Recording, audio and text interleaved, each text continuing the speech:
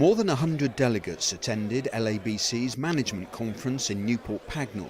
Amongst the speakers was Government Minister Andrew Stunnell, a veteran of local government and an expert in building control. So we want to reduce the burden of building control, but at the same time make sure that compliance is really strong. Contractors and developers are paying the price for compliance, but they're not necessarily doing it, and we need to make sure we've tackled that. Now, taken overall, perhaps the criticism of the government coming from outside is that it's happening too fast, it's happening too deep, and it's all too scary. But nobody could say that was true of building regulations. It's too slow, and it's too unambitious, and it's too bureaucratic. And I'm driving my officials mad at the moment, trying to get things to go faster, deeper, and simpler. And you'll see over the next 9 months whether I was successful or not. Andrew Stunnell is an exception because clearly he's very interested in the subject. But I'm worried that that's not quite the case at many local authorities, and I'm sure there are lots of politicians, probably politicians at councillor level, that have come into local authorities with very little knowledge about what building control actually does. And local authority building control has recently produced some information to help managers to get the message over, to show them the work that we're involved in, not just the building regulation work, but also the other bits and bobs that we do, the statutory work such as looking after dangerous structures, safety at sports grounds, supervising demolition, that sort of thing. So I think it's important that we get the message over to politicians exactly what building control is involved in. But what we do know is with Delegates also heard details of LABC's new home warranty, giving up to 10 years of structural and latent defect warranties.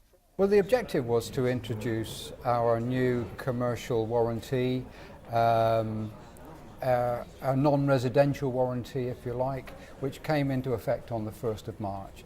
And that completes our portfolio of warranties. We provide warranties for new homes, social housing, completed housing, self-build schemes. The missing bit was really a commercial non-residential warranty, which provides latent defects cover for clients, tenants, landlords, developers, builders, and it was the piece of the jigsaw we had to really complete. Something maybe which is overlooked for sustainability in the Minister's bill is security, which is something you were emphasising, the need for security. Yeah, I agree with that. It also provides a safety net for any of those people I've mentioned, developers, builders, landlords, tenants, whereby the alternative would be to pursue matters through the court.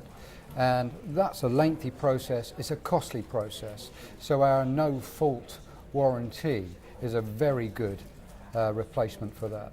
I would say this, wouldn't I? I think building regulations have played a very important role in bringing about some change, some justified change, and bringing about better quality buildings along the way.